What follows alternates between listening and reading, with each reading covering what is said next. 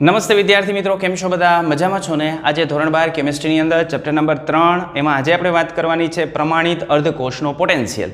આ આપણા ચેપ્ટરનો 6થો વિડીયો છે. આમ તો આ ટોપિકની અંદર આપણને ટેક્સ્ટ બુકની અંદર જેટલું આપેલું છે ને એ બધું આપણે ભણી ગયા છીએ, પણ એ ટોપિકને આપણે ઇઝી ટોપિકમાં કન્વર્ટ કરી નાખ્યા છે, એના જુદા જુદા પાર્ટ પાડી નાખ્યા છે. સૌ પ્રથમ આપણે એની અંદર કોષનું નિરૂપણ જોયું કે કોષનું નિરૂપણ આપણે કેવી રીતે કરીએ છીએ, અર્ધકોષનું નિરૂપણ કેવી રીતે થાય, એના પરથી કોષનું નિરૂપણ કેવી રીતે થાય. પછી આ જે અર્ધકોષ છે એનો પ્રમાણિત પોટેન્શિયલ આપણને કેવી રીતે મળે, કોષ પોટેન્શિયલ આપણને કેવી રીતે મળે, એની પણ ચર્ચા આપણે કરી ગયા. અને ત્યારબાદ EMF સિરીઝની આપણે વાત કરી ગયા, અને આ EMF સિરીઝ ઉપરથી આપણે વાત કરી કે કોઈ પણ જુદી જુદી જે ધાતુ છે તો ધાતુની સક્રિયતા આપણે કેમ નક્કી કરી શકીએ. તો આ બધાનું ફ્યુઝન આપણને આ ટોપિકની અંદર આપેલું છે. તો સૌ પ્રથમ આપણે આ ટોપિકની અંદર જઈએ તો સૌ પ્રથમ એની અંદર જે પ્રમાણિત હાઇડ્રોજન અર્ધકોષની વાત કરેલી છે. તો પ્રમાણિત હાઇડ્રોજન અર્ધકોષ આપણે કેને કહીએ છીએ, શા માટે પ્રમાણિત હાઇડ્રોજન અર્ધકોષનો ઉપયોગ કરીએ છીએ? તો તમે જાણો છો કોઈ પણ વ્યક્તિગત અર્ધકોષ હોય ને એનું પોટેન્શિયલ આપણે ન માપી શકીએ, કારણ કે એ અર્ધકોષ છે, અને અર્ધકોષ હોય તો એની અંદર જે પ્રક્રિયા થશે એ સંપૂર્ણ રિડોક્સ પ્રક્રિયા નહીં થાય. એટલા માટે આપણે કોઈ પણ બે અર્ધકોષને જોડશું અને બે અર્ધકોષને જોડી અને એમાંથી સંપૂર્ણ કોષનું નિર્માણ કરશું, અને આ સંપૂર્ણ કોષનું નિર્માણ થાય તો એમના વચ્ચે જે વિદ્યુત સ્થિતિમાનનો તફાવત છે, યાની એમના વચ્ચેનો જે પોટેન્શિયલનો તફાવત છે એ પોટેન્શિયલનો તફાવત આપણે માપી શકશું. અને આ જે પોટેન્શિયલનો તફાવત માપશું એ પોટેન્શિયલ આપણને જે આપણે અર્ધકોષ લીધો છે, અર્ધકોષ કે એની અંદર એક ઘટક તરીકે આપણે એક અર્ધકોષ તરીકે આપણે હાઇડ્રોજન અર્ધકોષનો ઉપયોગ કર્યો છે, પ્રમાણિત હાઇડ્રોજન અર્ધકોષનો ઉપયોગ કર્યો છે. એટલે અહીં જે પોટેન્શિયલનું મૂલ્ય મળશે એ પોટેન્શિયલનું મૂલ્ય અન્ય જે વિદ્યુત ધ્રુવ હશે એ વિદ્યુત ધ્રુવનો EMF આપશે. આ જે અન્ય અર્ધકોષ આપણે લઈએ છીએ એનો પોટેન્શિયલ આપણે નક્કી કરવો હોય તો એ નક્કી કરવા માટે આપણે શેનો ઉપયોગ કરીએ છીએ? પ્રમાણિત હાઇડ્રોજન વાયુ વિદ્યુત ધ્રુવનો ઉપયોગ કરીએ છીએ. એની સાથે એને જોડી અને સંપૂર્ણ કોષનું નિર્માણ કરીએ. સંપૂર્ણ કોષનું નિર્માણ થાય પછી એમના વચ્ચે જે પોટેન્શિયલનો તફાવત છે એ તફાવત માપીએ છીએ, અને એ જે તફાવત આપણને મળે છે એ તફાવત પરથી આ જે અર્ધકોષ છે, અન્ય અર્ધકોષ છે, એનો પોટેન્શિયલ આપણે નક્કી કરીએ છીએ. આવા જે પોટેન્શિયલ નક્કી કરવા માટે આપણે ઉપયોગ કોનો કરીએ છીએ? પ્રમાણિત હાઇડ્રોજન વાયુ વિદ્યુત ધ્રુવનો. તો આ પ્રમાણિત હાઇડ્રોજન વાયુ વિદ્યુત ધ્રુવને સંદર્ભ વિદ્યુત ધ્રુવ તરીકે પણ આપણે ઓળખીએ છીએ, અને એની સાથે સાથે એનું નિરૂપણ આપણે આ રીતે કરીએ છીએ: platinum H2 gas H+ aqueous. અને જો પ્રમાણિત સ્થિતિની અંદર હોય તો અહીં aqueousની અંદર એનું કોન્સન્ટ્રેશન કેટલું હશે? 1 મોલર. અન્ય વિદ્યુત ધ્રુવનો આપણે કોષ પોટેન્શિયલ નક્કી કરવો છે, એનો પોતાનો પોટેન્શિયલ આપણે નક્કી કરવો છે. એટલા માટે આ જે પ્રમાણિત હાઇડ્રોજન વાયુ વિદ્યુત ધ્રુવ છે એના પોટેન્શિયલનું મૂલ્ય આપણે 0 સ્વીકારી લીધું છે, યાની આનો પોટેન્શિયલ કેટલો થશે? 0 થશે. આ પોટેન્શિયલની અંદર રિડક્શન પોટેન્શિયલની આપણે વાત કરીએ તો આ રીતની પ્રક્રિયા એની અંદર થતી હોય. H+ aqueous છે કે જેનું કોન્સન્ટ્રેશન પ્રમાણિત અવસ્થાની અંદર હશે તો 1 મોલર હશે. એમાંથી ઇલેક્ટ્રોનને સ્વીકારશે એટલે એનાથી H2 ગેસ ઉત્પન્ન થશે. પ્રમાણિત સ્થિતિની અંદર અહીં આ જે વાયુ છે એનું દબાણ 1 બાર હશે અને આની સાંદ્રતા 1 મોલર હશે. આ પ્રમાણિત હાઇડ્રોજન અર્ધકોષની રચના આપણે ભણી ગયા છીએ. તો આ પ્રમાણિત હાઇડ્રોજન અર્ધકોષની રચના આ રીતની હોય છે. આ રચનાની અંદર અહીં આ જે દ્રાવણ છે એ દ્રાવણ કેનું છે? 1 મોલર H+ નું દ્રાવણ છે, 1 મોલર HCl નું દ્રાવણ છે. એટલે એમાં રહેલા દ્રાવણનું જે કોન્સન્ટ્રેશન છે એ કોન્સન્ટ્રેશન આપણે લીધેલું છે 1 મોલર. H+ નું જે કોન્સન્ટ્રેશન છે એ 1 મોલર છે. અહીં એક કોપરનો તાર આપણે લીધેલો છે. આ કોપરના તાર સાથે આપણે અહીં જોડેલી છે પ્લેટિનમની પ્લેટ. તો આ પ્લેટિનમની પ્લેટ છે કે જેને બ્લેક પ્લેટિનમથી પ્લેટિનાઇટ કરેલી છે, અને અહીં આપણે મર્ક્યુરી જે છે એ કોપરના સંપર્કની અંદર રાખેલો છે. હવે અહીંથી આપણે હાઇડ્રોજન વાયુ પસાર કરીએ છીએ. આ હાઇડ્રોજન વાયુ આપણે અહીંથી પસાર કરીએ એટલે એ હાઇડ્રોજન વાયુ છે એ હાઇડ્રોજન વાયુ અને અહીં H+ એમના વચ્ચે પ્રક્રિયા થતી હોય છે. જો આ સંદર્ભ વિદ્યુત ધ્રુવ છે એ સંદર્ભ વિદ્યુત ધ્રુવ કેથોડ તરીકે વર્તતો હોય તો એના ઉપર આ પ્રક્રિયા થશે. H+ electron it gives 1/2 H2. પણ જો એ એનોડ તરીકે વર્તતો હોય તો ન્યા પ્રક્રિયા થશે. કઈ થશે? H2 it gives 1/2 H2 it gives H+ electron. આ રીતની પ્રક્રિયા થશે. આ આપણે જાણીએ છીએ. હવે આ હાઇડ્રોજન અર્ધકોષ છે એ હાઇડ્રોજન અર્ધકોષને આપણે બીજા સાથે જોડી દઈએ તો એની સાથે અન્ય કોષનું નિરૂપણ આપણે કેવી રીતે કરી શકીએ? તો અન્ય કોષના નિરૂપણની આપણે વાત કરીએ તો જ્યારે આપણે અન્ય કોષનું નિરૂપણ કરીએ ત્યારે એક આ રીતે પ્રમાણિત હાઇડ્રોજન વાયુ વિદ્યુત ધ્રુવનો અર્ધકોષ રાખવાનો અને આ બાજુ બીજો અર્ધકોષ રાખવાનો. અહીં પ્રમાણિત હાઇડ્રોજન અર્ધકોષનો જે વિદ્યુત ધ્રુવ છે એ શેના તરીકે વર્તે છે? એનોડ તરીકે વર્તે છે. રેડી? ઓકે, હવે આપણે આનો પોટેન્શિયલ નક્કી કરવો છે. તો અર્ધકોષનો પોટેન્શિયલ, આપેલ જે અર્ધકોષ છે એનો પોટેન્શિયલ E0 રાઈટ, કારણ કે આ રાઈટ હેન્ડ સાઈડ છે, એટલે આનો પોટેન્શિયલ હું લઈ લઉં E0 રાઈટ, આનો પોટેન્શિયલ હું લઈ લઉં E0 લેફ્ટ, પણ એ તો પ્રમાણિત હાઇડ્રોજન અર્ધકોષ છે, માટે એનો પોટેન્શિયલ આપણે કેટલો સ્વીકારેલો છે? 0 સ્વીકારેલો છે. ઓકે, તો કોસ પોટેન્શિયલ આપણને કેમ મળે? તો E0 is equal to E0 right minus E0 left, પણ E0 આપણે કયું લેશું? રિડક્શન પોટેન્શિયલ, તો જ રાઈટ માઇનસ લેફ્ટ થાય. ઓકે, ચાલો તો આને આધારે આ જે છે એની કિંમત આપણે મૂકી દઈએ. E0 લેફ્ટ હેન્ડ સાઈડ એ તો કોણ છે? હાઇડ્રોજન અર્ધકોષ છે, માટે એની કિંમત 0 થઈ જાય, અને એની કિંમત 0 થઈ જાય તો આ E0 સેલની કિંમત આપણને કેટલી મળશે? E0 રાઈટ જેટલી. તો આના પરથી આપણે કહી શકીએ કે અન્ય જે વિદ્યુત ધ્રુવ છે એ વિદ્યુત ધ્રુવ જો કેથોડ તરીકે વર્તતો હોય, શેના તરીકે વર્તતો હોય? કેથોડ તરીકે વર્તતો હોય, તો એના રિડક્શન પોટેન્શિયલનું જે મૂલ્ય છે એ કેના જેટલું આપણને મળે? એક્ઝેક્ટ કોસ પોટેન્શિયલ જેટલું મળે. પણ કોસ પોટેન્શિયલમાં એની રચના કરવા માટે આપણે અન્ય વિદ્યુત ધ્રુવ કયો વાપરવાનો છે? પ્રમાણિત હાઇડ્રોજન વાયુ વિદ્યુત ધ્રુવનો આપણે ઉપયોગ કરવાનો છે. ચલો હવે આપણે આનું એક ઉદાહરણ લઈ લઈએ. તો આનું ઉદાહરણ છે આપણા સમક્ષ આ કોષ. એક આપણને પ્લેટિનમનો કોષ આપેલો છે, અર્ધકોષ આપણે જોડેલો છે, હાઇડ્રોજન અર્ધકોષ. હાઇડ્રોજન અર્ધકોષની સાપેક્ષમાં આપણે રાખેલો છે કોપરનો અર્ધકોષ, બંનેને આપણે જોડેલા છે. અહીં આપણે આને દર્શાવેલો છે એનોડ તરીકે, એનોડ તરીકે દર્શાવેલો છે. હવે આની આપણે વાત કરીએ તો આનો જે માપેલો કોષ છે ને કોસ પોટેન્શિયલ, એ કોસ પોટેન્શિયલ આપણને 0.34 વોલ્ટ મળે છે. એ 0.34 વોલ્ટ મળે છે તો આપણે આગળ કેવી રીતે લખી શકીએ? તો ચલો આપણે આગળની વાત કરીએ. હવે આની કોષ પ્રક્રિયા માનો આપણે લખવી છે, તો આની કોષ પ્રક્રિયા આપણે કેમ લખી શકશું? આની જે કોષ પ્રક્રિયા છે એમાં કેથોડ ઉપર રિડક્શન થશે. આ છે કેથોડ, અને કેથોડ ઉપર શું થશે? રિડક્શન. તો આ કેથોડ ઉપર રિડક્શન થઈ ગયું, Cu+2 છે, 2 ઇલેક્ટ્રોન એક્સેપ્ટ કરે છે, અને એમાંથી બની જાય છે કોપર સોલિડ. યાની આ કેથોડ ઉપરની રિએક્શન છે, કેથોડ ઉપર થાય છે રિડક્શન. અને એનોડ ઉપર શું થતું હોય? તો એનોડ ઉપર થતું હોય ઓક્સિડેશન. ઓકે, તો આ રીતની પ્રક્રિયા આપણને આની અંદર જોવા મળે છે. હવે જો આનો આપણે કોસ પોટેન્શિયલ નક્કી કરવા જઈએ તો આનો કોસ પોટેન્શિયલ આપણે કેવી રીતે નક્કી કરી શકીએ? તો આપણે એની ચર્ચા કરી લઈએ સાથે સાથે. તો હમણાં આપણે જોયું હતું એવી રીતે E0 cell is equal to E0 right hand side minus E0 left hand side. બરાબર, કયા મૂલ્ય મૂકવાના છે? રિડક્શન પોટેન્શિયલના મૂલ્ય. તો આના રિડક્શન પોટેન્શિયલનું મૂલ્ય કેટલું થશે? આનું કોસ પોટેન્શિયલનું મૂલ્ય માપન કરેલ EMFનું મૂલ્ય માનો કે આપણને મળ્યું છે 0.34 વોલ્ટ. તો અહીં E0 રાઇટ હેન્ડ સાઈડ, આની કિંમત તો કેટલી થઈ જશે? લેફ્ટ હેન્ડ સાઈડ વાળાની 0. એટલે આ જે કોપરનો અર્ધકોષ છે એના રિડક્શન પોટેન્શિયલનું મૂલ્ય યાની Cu+2/Cu એની વેલ્યુ આપણને મળી જશે 0.34 વોલ્ટ. આ રીતે મળશે. ઓકે, ચાલો તો આપણે બીજા અર્ધકોષની વાત કરીએ. તો બીજો અર્ધકોષ આપણે લીધો છે ઝીંકનો અર્ધકોષ, Zn+2/Zn. એને આપણે હાઇડ્રોજન અર્ધકોષ સાથે જોડ્યો છે. તો આ રીતે જે કોષનું નિર્માણ થાય છે એ કોષનો પોટેન્શિયલ આપણે માપ્યો, અને આ કોષના પોટેન્શિયલનું મૂલ્ય આપણને મળે છે -0.76 વોલ્ટ. એક વસ્તુ ખાસ ધ્યાનમાં રાખજો, કેટલું મૂલ્ય મળ્યું? -0.76 વોલ્ટ. કોસ પોટેન્શિયલનું મૂલ્ય ઋણ મળે છે.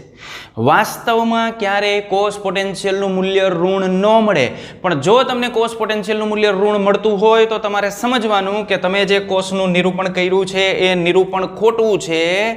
જે તમે એનોડ દર્શાવેલો છે એ વાસ્તવમાં કેથોડ હોય, અને તમે કેથોડ દર્શાવેલો છે એ વાસ્તવમાં એનોડ હોય. તો એ કોસ પોટેન્શિયલનું મૂલ્ય નેગેટિવ મળે છે. એનો મતલબ શું થાય? તો આ જે નિરૂપણ દર્શાવેલું છે એ નિરૂપણ ખોટું નિરૂપણ છે.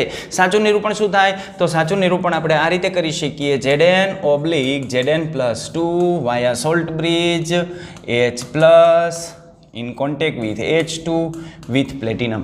આમ હવે આ કોષના કોષ પોટેન્શિયલનું મૂલ્ય કેટલું થાય? તો આના કોષનું કોષ પોટેન્શિયલનું મૂલ્ય થઈ જાય +0.76 વોલ્ટ. બરાબર, તો અહીં આ કોષ જેમ દર્શાવ્યો છે એ ઇટ આપણે રહેવા દઈએ છીએ, પણ આ વસ્તુ તમે સમજી રાખજો કે કોઈ પણ જગ્યાએ કોષ પોટેન્શિયલનું ઋણ મૂલ્ય આપણને મળે તો તમારે સમજવાનું કે કોષ પોટેન્શિયલનું ઋણ મૂલ્ય એટલા માટે આપે છે કે આપણે જેને એનોડ કીધો છે એ વાસ્તવમાં કેથોડ છે, અને કેથોડ કીધો છે એ વાસ્તવમાં એનોડ છે. આની અંદર આપણે પ્રક્રિયાની વાત કરીએ તો જો ઝીંકનું શું લીધું છે? અર્ધ પ્રક્રિયામાં ઝીંકનું રિડક્શન લીધું છે, અને Hનું શું લીધું છે? અહીં Hનું ઓક્સિડેશન લીધું છે. Hમાંથી બને છે H+, બરાબર, H+ બને, અને Zn+2 માંથી બને છે ઝીંક. બરાબર, એટલે આમાં રિડક્શનની પ્રક્રિયા થાય. તો આ રિડક્શનની પ્રક્રિયા માટેનો કોષ પોટેન્શિયલનું મૂલ્ય આપણને કેટલું મળે? તો એના માટેનું મૂલ્ય આપણને મળશે -0.76 વોલ્ટ. બરાબર, કે જે એના પ્રમાણિત વિદ્યુતધ્રુવ પોટેન્શિયલ જેટલું જ છે, એનો પ્રમાણિત વિદ્યુતધ્રુવ પોટેન્શિયલનું મૂલ્ય પણ આપણને એટલું જ મળે છે. ઓકે, ચાલો આપણે આગળ વધીએ. તો પેલો જે આપણે કિસ્સો લીધો, કયો કિસ્સો હતો પેલો આપણો કિસ્સો? તો પેલો કિસ્સો આપણો આ હતો કે જેની અંદર આપણે લીધું હતું H2/H+, પ્લેટિનમ, અને અહીં આપણે લીધું હતું Cu+2/Cu. તો આપણો પેલો કિસ્સો હતો. પહેલા કિસ્સાની અંદર જે વિદ્યુતધ્રુવ પોટેન્શિયલનું મૂલ્ય જે છે ને એ આપણને ધન મળતું હતું. કેટલું મળતું હતું? તો આના E0 ની કિંમત આપણને મળતી હતી +0.34 વોલ્ટ. તો ધન મૂલ્ય મળતું હતું. તો આ ધન મૂલ્ય શું કહે છે? તો આ ધન મૂલ્ય એમ કહે છે કે આ જે Cu+2 છે એનું કોપરમાં રિડક્શન થાય છે. યાની જે Cu+2 આયન છે એ H+ આયન કરતાં વધુ સહેલાઈથી રિડક્શનની પ્રક્રિયા અનુભવે છે, માટે એના કોષ પોટેન્શિયલનું મૂલ્ય આપણને કેવું મળે છે? ધન મળે છે. બરાબર. પણ એની પ્રતિગામી પ્રક્રિયા આપણે વિચારીએ તો એની પ્રતિગામી પ્રક્રિયા ન થાય. દાખલા તરીકે આખી હું પ્રક્રિયા લખું તો આખી પ્રક્રિયા આમ થાય કે H2 હતો અને Cu+2 હતો. આની આપણે પ્રક્રિયા કરીએ એટલે એમાંથી બની જાય 2H+ અને સામે મળે કોપર. આમ પ્રક્રિયા થાય. રેડી? કારણ કે આનું રિડક્શન સરળ છે. કેના કરતાં? આ H+ ના રિડક્શન કરતાં. જો H+ નું રિડક્શન સરળ હોત તો પ્રક્રિયા કઈ દિશામાં આવત? આ દિશામાં, પ્રતિગામી દિશામાં આગળ વધત. પણ આ પ્રક્રિયા પ્રતિગામી દિશામાં થઈ શકતી નથી. એટલે આપણે શું કહેશું? કોનું સરળ છે? Cu+2 એનું રિડક્શન સરળ છે. તો આના પરથી આપણને આ ખ્યાલ આવે. ઓકે, ચાલો. તો આના ઉપરથી આપણે કેવું હોય તો શું કહી શકીએ કે આ હાઇડ્રોજન આયન છે એ કોપરનું ઓક્સિડેશન નહીં કરી શકે. Hydrogen ion H+ copper, it gives Cu+2+H2. આમ પ્રક્રિયા નહીં થાય. આમાં કોપરનું શું થાય છે? ઓક્સિડેશન. યાની આ H+ આયન કોપરનું ઓક્સિડેશન નહીં કરી શકે. અથવા તો આપણે એવું કહી શકીએ કે આ જે હાઇડ્રોજન વાયુ છે એ કોપરનું રિડક્શન કરી શકશે. આની ઉલટી પ્રક્રિયા આ નથી થતી, પણ આની રિવર્સ પ્રક્રિયા તો થાય છે ને. રિવર્સ પ્રક્રિયા થાય છે, આમ થાય છે. આ Cu+2 એ H2 સાથે પ્રક્રિયા કરે એટલે આપણને કોપર મળે છે અને 2H+ મળે છે. એટલે H2 આ Cu+2 નું રિડક્શન કરી શકશે. આવું આપણે કહી શકીએ. ઓકે, એટલા માટે તો આપણે કોપરની અંદર HCl ઉમેરીએ, યાની કોપર અને HCl નું મિશ્રણ આપણે કરીએ તો આ કોપર HCl ની અંદર ઓગળતું નથી. કારણ કે કોપર ક્યાંથી ઓગળે? કોપરને જો તમારે HCl ની અંદર ઓગાળવું હોય તો આ પ્રક્રિયા કરવી પડે. આ પ્રક્રિયા કરવી પડે. અહીં હું 2HCl લઈ લઉં, બરાબર, અને 2Cl-. પણ આ પ્રક્રિયા તો થતી નથી કારણ કે આમાં રહેલો H+ આ કોપરનું ઓક્સિડેશન કરી શકતો નથી, એટલા માટે નથી ઓગળતું. પણ આપણે ધ્યાન રાખશું કે જો આ કોપરને HNO3 ની અંદર ઉમેરવામાં આવે તો HNO3 કોપરનું ઓક્સિડેશન કરી શકે છે. કોણ ઓક્સિડેશન કરી શકે? HNO3. આ કોપર છે એની અંદર આપણે નાખીએ છીએ HNO3, તો આનું ઓક્સિડેશન થઈને અહીં બનશે Cu+2. પણ ધ્યાનમાં રાખજો કે આ જે બને ને એની પાછળનું કારણ આ નાઇટ્રેટ આયન છે. એ નાઇટ્રેટ આયનમાંથી અહીં N2O ઉત્પન્ન થતો હોય અથવા NO ઉત્પન્ન થતો હોય અથવા NO2 ઉત્પન્ન થતો હોય. આની સાંદ્રતા કેવી આપણે લઈએ છીએ એને આધારે આ ત્રણમાંથી કોઈ પણ એક ઉત્પન્ન થતો હોય ને. Okay, ready? ચાલો. તો આ રીતે આપણે કોપરને HCl-માં નહીં ઓગાળી શકીએ પણ HNO3 એને આપણે ઓગાળી શકશું. હવે બીજા કિસ્સાની આપણે વાત કરીએ તો આ તો હતો પહેલો કિસ્સો. સેકન્ડ, બીજા કિસ્સાની અંદર આપણે શું લીધું? તો બીજા કિસ્સાની અંદર આપણે આમ લીધું હતું Platinum/H2 વાયા H+. સોલ્ટ બ્રિકથી આપણે જોડી દીધું Zn+2 અને Zn, અને આના પોટેન્શિયલનું મૂલ્ય આપણને મળ્યું -0.76 વોલ્ટ. બરાબર, -0.76 વોલ્ટ. આની અંદર અત્યારે કઈ પ્રક્રિયા થતી હોય? -0.76 વોલ્ટ છે એટલે વાસ્તવમાં આની અંદર આપણે પ્રક્રિયા લખીએ તો પ્રક્રિયા થાય કઈ? આને આધારે હું પ્રક્રિયા લખું તો આને આધારે આપણે પ્રક્રિયા લખીએ ને તો આમ થાય H2 + Zn+2 it gives 2H+ + zinc. પણ આના પોટેન્શિયલનું મૂલ્ય આપણને ઋણ મળ્યું. જો E0 નું મૂલ્ય આપણને કેવું મળ્યું? ઋણ, નેગેટિવ મળ્યું. નેગેટિવ મળ્યું એટલે આ પ્રક્રિયા વાસ્તવમાં થાય નહીં. આ પ્રક્રિયા ન થાય તો આપણે કહી શકીએ કે આ જે H2 છે ને એ Zn+2 નું રિડક્શન ન કરી શકે. કારણ કે કોષ પોટેન્શિયલનું મૂલ્ય ઋણ છે એટલે એ પ્રક્રિયા સ્વયંભૂ ન હોય. તો જો આપણે આ પ્રક્રિયાને સ્વયંભૂ કરવી હોય તો શું કરવું પડે? તો આ પ્રક્રિયા સ્વયંભૂ હોય. એ પ્રક્રિયા સ્વયંભૂ ન હોય, આ પ્રક્રિયા સ્વયંભૂ હોય. કારણ કે હવે એના કોષ પોટેન્શિયલનું મૂલ્ય ધન થઈ જાય. E0 ની કિંમત કેટલી થઈ જાય? +0.76 વોલ્ટ. બરાબર. તો આના પરથી આપણે કહી શકીએ કે આ જે H+ છે ને એ ઝિંકનું ઓક્સિડેશન કરી શકે છે. પણ આ H2 છે ને એ Zn+2નું રિડક્શન કરી શકતું નથી. રેડી? આવી બાબત આપણે આના ઉપરથી કહી શકીએ. તો હાઇડ્રોજન આયન જે છે એ હાઇડ્રોજન આયન ઝીંકનું ઓક્સિડેશન કરી શકશે. આ હાઇડ્રોજન આયન એટલે H+, એ ઝીંકનું ઓક્સિડેશન કરી શકશે, એટલે ઝીંકમાંથી Zn+2 બનાવી શકશે. અથવા આપણે એવું કહી શકીએ કે આ ઝીંક છે એ ઝીંક આ હાઇડ્રોજન આયનનું રિડક્શન કરી શકશે, કારણ કે ઝીંક H+ સાથે પ્રક્રિયા કરીને શું બનાવી નાખે છે? H2 બનાવી નાખે છે. ઓકે, તો આ રીતે આપણે એની વાત કરી શકીએ. ચલો, હવે ડેનિયલ કોષની આપણે વાત કરીએ તો ડેનિયલ કોષની અંદર આપણે કેમ દર્શાવીએ છીએ? તો ડેનિયલ કોષ તો આપણે આમ દર્શાવીએ છીએ Zn/Zn+2 વાયા સોલ્ટ બ્રિજ Cu+2/Cu. આ ડેનિયલ કોષ છે. આની આપણે અર્ધ પ્રક્રિયા લખીએ તો આ એનોડ તરીકે આવર્તે. એનોડ ઉપર શું થાય? ઓક્સિડેશન. એટલે ડાબી બાજુનો વિદ્યુત ધ્રુવ એનોડ તરીકે વર્તે એટલે ત્યાં ઓક્સિડેશન થાય, ઝીંકમાંથી બને Zn+2 અને 2 ઇલેક્ટ્રોન રિલીઝ થાય. બરાબર? પ્રમાણિત ડેનિયલ કોષ આપણે લઈએ છીએ એટલે સાંદ્રતા કેટલી લીધી છે? 1 મોલર લીધી છે. જમણી બાજુના કોષની આપણે વાત કરીએ તો જમણી બાજુનો અર્ધકોષ છે એ કેથોડ છે, ત્યાં રિડક્શન થાય એટલે Cu+2 2 ઇલેક્ટ્રોન એક્સેપ્ટ કરશે અને ત્યાંથી બનાવી નાખશે કોપર. એટલે પહેલી પ્રક્રિયા છે એ પ્રક્રિયા છે ઓક્સિડેશન અને બીજી પ્રક્રિયા છે એ છે રિડક્શન. ઓલવેઝ એનોડ ઉપર ઓક્સિડેશન થાય અને કેથોડ ઉપર રિડક્શન થાય. કુલ પ્રક્રિયા આપણે કરવી હોય તો કુલ પ્રક્રિયા આપણે કેમ લખી શકીએ? તો કુલ પ્રક્રિયા બંનેના સરવાળાથી મેળવી શકીએ. 2 ઇલેક્ટ્રોન કેન્સલ, આ બાજુ આપણને મળશે ઝીંક પ્લસ Cu+2, ઇટ ગીવ્સ આ બાજુ આપણને મળશે Zn+2 પ્લસ Cu. આ થઈ ગઈ રેડોક્સ પ્રક્રિયા કે જેને આપણે સેલ પ્રોસેસ તરીકે ઓળખીએ છીએ. ઓકે, આ બંને આયન છે એ આયનની સાંદ્રતા અહીં કેટલી હશે? 1 મોલર હશે, કારણ કે આપણે પ્રમાણિત ડેનિયલ કોષ લીધો છે. પ્રણાલિકા પ્રમાણે આપણે પ્રમાણિત ડેનિયલ કોષ લીધો છે. પ્રમાણિત ડેનિયલ કોષ લીધો, અહીં 1 મોલર દર્શાવેલું છે, 1 મોલર છે, યાની આ પ્રમાણિત ડેનિયલ કોષ છે. ઓકે, તો એની પ્રક્રિયા આપણને આ રીતે જોવા મળે.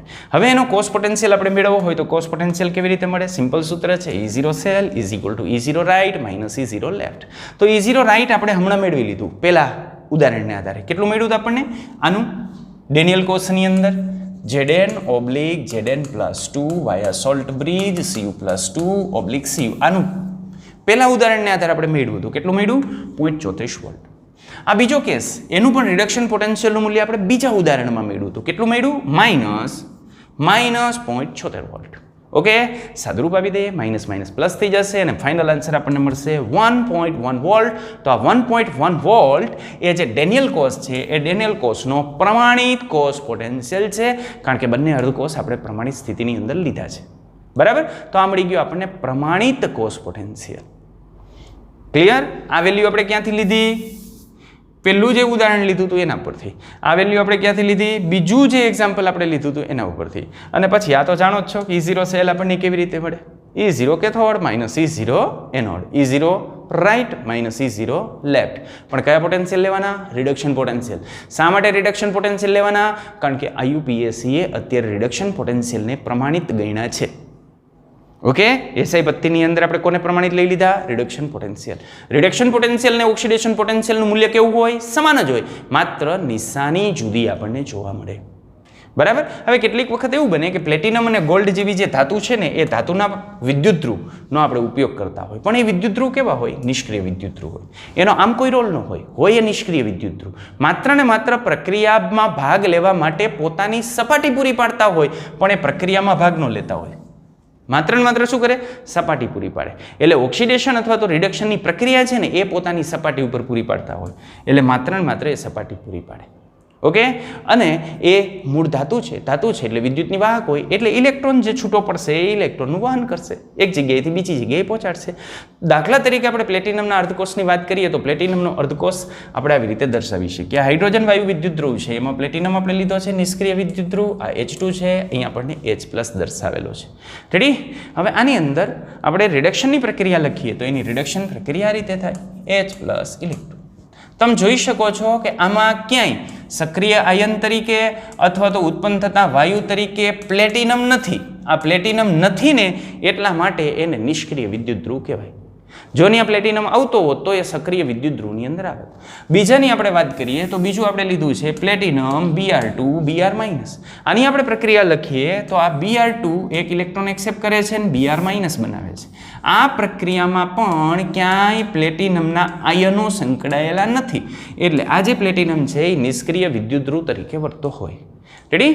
તો નિષ્ક્રિય વિદ્યુત ધ્રુવ આપણે આવી રીતે દર્શાવી શકીએ છીએ. ચલો, પ્રમાણિત વિદ્યુત ધ્રુવના જે પોટેન્શિયલ આપણને મળે છે ને એ પોટેન્શિયલ આપણા માટે ઘણા અગત્યના છે. કારણ કે આ જે પોટેન્શિયલના મૂલ્યો મળે છે એ પોટેન્શિયલના મૂલ્યો ઉપરથી આપણને ઘણી બધી ઉપયોગી માહિતી આપણે એના પરથી તારવી શકતા હોય, એનું નિષ્કર્ષણ કરી શકતા હોય.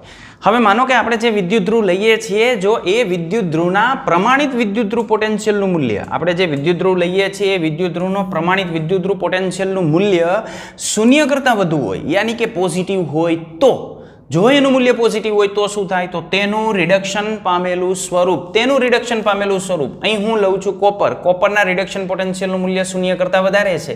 તો કોપરના રિડક્શન પોટેન્શિયલનું મૂલ્ય 0 કરતાં વધારે છે એટલે આપણે આ રીતે લખીએ છીએ કે આ જે કોપરના રિડક્શન પોટેન્શિયલનું મૂલ્ય વધારે છે Cu+2 it gives H2 it gives copper +2H+. આમ આપણને રાસાયણિક પ્રક્રિયા જોવા મળે કે આ કોપરના રિડક્શન પોટેન્શિયલનું મૂલ્ય વધારે છે એટલે કોપરનું શું થશે? રિડક્શન થશે. તો આ જે 0 કરતાં વધારે છે તો તેનું રિડક્શન પામેલું સ્વરૂપ કયું થાય? Cu. તો એનું જે રિડક્શન પામેલું સ્વરૂપ છે એ હાઇડ્રોજન વાયુ કરતાં વધારે સ્થાયી હોય. તો આના પરથી આપણે કહી શકીએ કોપરની સ્ટેબિલિટી હાઇડ્રોજન વાયુ કરતાં વધારે હોય. સમજાણી વાત? કારણ કે આપણે જે અર્ધકોષ લીધો છે એ અર્ધકોષના પ્રમાણિત વિદ્યુત ધ્રુવ પોટેન્શિયલનું મૂલ્ય 0 કરતાં વધારે છે, યાની ધન મૂલ્ય મળે છે, અને એનું ધન મૂલ્ય મળે છે. તો શૂન્ય મૂલ્ય કોનું છે? હાઇડ્રોજન અર્ધકોષનું. તો હાઇડ્રોજન અર્ધકોષની અંદર જે હાઇડ્રોજન વાયુ છે એના કરતાંની સ્ટેબિલિટી વધારે હોય, કારણ કે આનું સરળતાથી રિડક્શન થાય ને આનું રિડક્શન થાય એટલે એના રિડક્શનથી ત્યાં શું ઉત્પન્ન થાય? કોપર ઉત્પન્ન થાય. રેડી? આના કરતાં વિરુદ્ધ આપણે વિચારીએ તો શું થાય? તો માનો કે આપણે હવે એવા વિદ્યુત ધ્રુવની વાત કરીએ કે જે વિદ્યુત ધ્રુવ માટે વિદ્યુત પોટેન્શિયલનું મૂલ્ય ઋણ હોય. દાખલા તરીકે માનો કે અહીં આપણે જે છે હવે ઝીંકનો કેસ લઈએ છીએ, તો ઝીંકનું જે વિદ્યુત ધ્રુવનું મૂલ્ય આપણને મળે છે એ કેવું છે? તો એ આપણને ઋણ મૂલ્ય મળે છે. એટલે ઝીંકની પ્રક્રિયા કેમ થાય? તો ઝીંકની પ્રક્રિયા એમ થાય Zn+2H+, it gives Zn+2 H2. તો આમાં જો શું ઉત્પન્ન થાય? નિપજ ઉત્પન્ન થાય. નિપજની સ્ટેબિલિટી વધારે હોય તો આમાં સ્ટેબિલિટી કેની વધારે આવશે? હાઇડ્રોજનની. તો આ ઝીંક છે એ ઝીંક કરતાં ત્યાં હાઇડ્રોજન યાની H2 ની સ્થિરતા વધારે હોય. કયા કેસની અંદર? તો પોટેન્શિયલનું મૂલ્ય જો ઋણ આવતું હોય તો આ જે હાઇડ્રોજન સ્પીસીસ છે યાની H2 છે એ H2 કરતાં આની સ્ટેબિલિટી ઓછી હોય. એટલે અહીં આપણને સ્ટેબિલિટીનો ક્રમ જે છે આમ જોવા મળશે. જેનું વિદ્યુત ધ્રુવ પોટેન્શિયલનું મૂલ્ય ધન મળે છે એનું રિડક્શન પામેલું સ્વરૂપ એ હાઇડ્રોજન કરતાં વધુ સ્થાયી હશે, અને જેના રિડક્શન પોટેન્શિયલનું મૂલ્ય ઋણ મળે છે એમાં જે ધાતુ છે Zn, એના જેવી જે ધાતુ છે એ ધાતુ હાઇડ્રોજનની સાપેક્ષમાં કેવી હશે? ઓછી સ્થાયી હશે. તો આ આપણે આના ઉપરથી તારણ કાઢી શકીએ. અહીં આપણે EMF સિરીઝની વાત કરીએ તો એની જે EMF સિરીઝ છે એને આધારે આપણે જોઈએ તો સૌથી વધારે પોટેન્શિયલનું મૂલ્ય આપણને મળે છે ફ્લોરિનનું. આ જે ફ્લોરિન છે એ ફ્લોરિનના પ્રમાણિત પોટેન્શિયલનું મૂલ્ય કોષ્ટકની અંદર સૌથી વધારે આપણને જોવા મળે છે.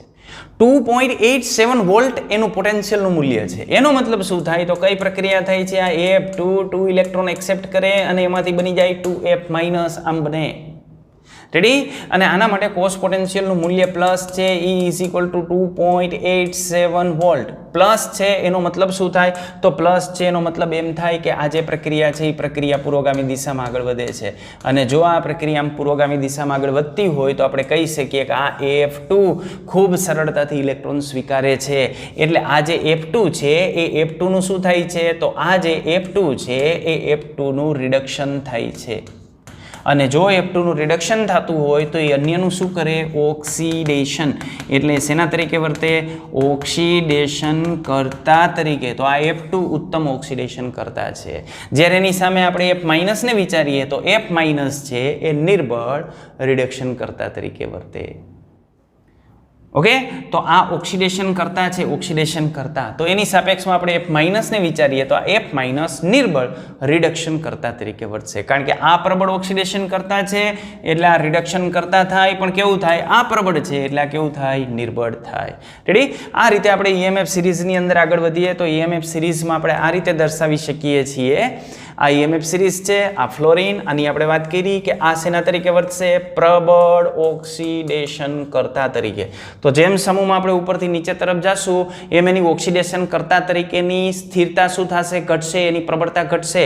એટલે આ ઉત્તમ ઓક્સિડેશન કરતા છે, પણ નીચે આપણે જઈએ તો સૌથી નીચે આવશે લિથિયમ પ્લસ. તો લિથિયમ પ્લસની ઓક્સિડેશન કરતા તરીકે વર્તવાની પ્રબળતા ઓછી છે. એનો મતલબ કે આ ઓક્સિડેશન કરતા તરીકે વર્તવાની પ્રબળતા સમૂહમાં નીચેથી આપણે ઉપર તરફ જઈએ, અહીં શેની વાત કરીએ છીએ આપણે, સિરીઝની, EMF સિરીઝ. તો આ EMF સિરીઝમાં જેમ નીચેથી ઉપર તરફ જઈએ એમ ઓક્સિડેશન કરતા તરીકેની પ્રબળતા વધશે. એટલે આપણે કહી શકીએ કે આ જે F2 છે એ F2 ઉત્તમ ઓક્સિડેશન કરતા પદાર્થ તરીકે વર્તે છે. અને આ લાઈનમાં જે નીચે સૌથી છેલ્લાની આપણે વાત કરીએ તો આ સૌથી છેલ્લો જે લિથિયમ પ્લસ એ અતિ નિર્બળ ઓક્સિડેશન કરતા છે. બરાબર? હવે આપણે આ સાઈડ જોઈએ તો અહીંયા ફ્લોરિન પ્રબળ ઓક્સિડેશન કરતા છે, પણ સામે આ જે F માઇનસ છે એ નિર્બળ રિડક્શન કરતા છે. એટલે આ રિડક્શન કરતા નિર્બળ છે. તો જેમ આપણે ઉપરથી નીચે તરફ જાશું એમ રિડક્શન કરતા તરીકેની પ્રબળતામાં શું થશે, વધારો થશે. તો એમાં સૌથી નીચે કયું આવે છે, લિથિયમ. તો આ લિથિયમ એના જલીય દ્રાવણની અંદર પ્રબળ રિડક્શન કરતા તરીકે વર્તશે. રેડી? તમે અહીં જોઈ શકો છો કે આ આલ્કલી ધાતુ તત્વો અને આલ્કલાઇન અર્ધધાતુ તત્વો કે જેના રિડક્શન પોટેન્શિયલના મૂલ્યો ખૂબ વધારે ઋણ છે, એટલે આ બધી જ જે ધાતુ છે એ ધાતુ જલીય માધ્યમની અંદર પ્રબળ રિડક્શન કરતા તરીકે વર્તે. ક્લિયર આટલી વસ્તુ? એટલે આ પ્રબળ રિડક્શન કરતા થશે, પણ જે લિથિયમ પ્લસ છે એ લિથિયમ પ્લસ અતિ નિર્બળ ઓક્સિડેશન કરતા તરીકે વર્તે. અને અતિ નિર્બળ એનો આપણે ઉપયોગ નથી કરતા, એટલે આ પ્રબળ રિડક્શન કરતા તરીકે આપણે વાપરીએ છીએ. તો રિડક્શન કરતા આમ જેમ ઉપરથી નીચે તરફ આવશું એમ રિડક્શન કરતાની પ્રબળતા વધશે. આ પ્રબળ રિડક્શન કરતા છે. ક્લિયર આટલું? તો આમ પ્રબળ રિડક્શન કરતા તરીકે આપણે આનો ઉપયોગ કરી શકીએ.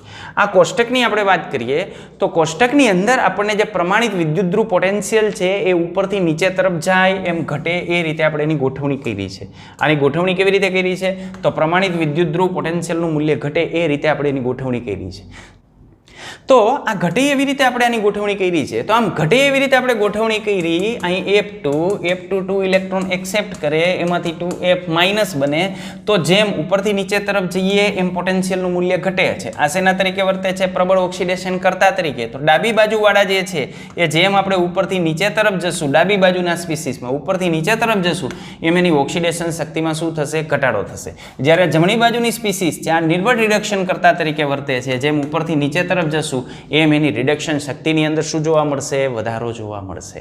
ઓકે, ચાલો આપણે આ વિદ્યુત રાસાયણિક કોષ છે એના ઉપયોગની વાત કરીએ. તો આ વિદ્યુત રાસાયણિક કોષના ઉપયોગ ક્યાં થાય? તો વિદ્યુત રાસાયણિક કોષનો ઉપયોગ આપણે કરીએ છીએ દ્રાવણની pH નક્કી કરવા માટે. પણ દ્રાવણની pH આપણે ક્યારે નક્કી કરી શકીએ? તો જે વિદ્યુત વિભાજ્યનું દ્રાવણ છે એની સાથે H+ અથવા તો OH- આયન સંકળાયેલા હોય તો કોષ પોટેન્શિયલનું મૂલ્ય નક્કી કરી અને એના ઉપરથી આપણે દ્રાવણની pH નક્કી કરી શકીએ. બીજો આપણે એનો ઉપયોગ કરીએ છીએ દ્રાવ્યતા ગુણાકાર KSP માટે. તો KSP નક્કી કરવા માટે આપણે આનો ઉપયોગ કરી શકીએ.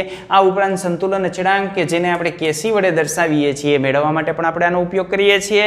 અને ઉષ્માગતિકીય ગુણધર્મોને આધારે ઘણી બધી એવા પ્રકારની જે માહિતી છે એ માહિતી એનું માપન આપણે પોટેન્શિયોમેટ્રિક વિભાગની અંદર કરી શકીએ છીએ. તો ઘણા બધા આવા ઉષ્માગતિકીય જે ગુણધર્મો છે એનું માપન પણ આપણે આને આધારે કરીએ છીએ. તો આ થયા જે વિદ્યુત રાસાયણિક કોષના જે પોટેન્શિયલ છે એ પોટેન્શિયલ પરથી આપણને કઈ માહિતી મળે છે એની આપણે ચર્ચા કરી. તો બસ આ વિડીયોની અંદર આટલું જ. વધુ આપણે જોશું આના પછીના વિડીયોની અંદર. ત્યાં સુધી બધાને યસ, ટાટા, બાય બાય.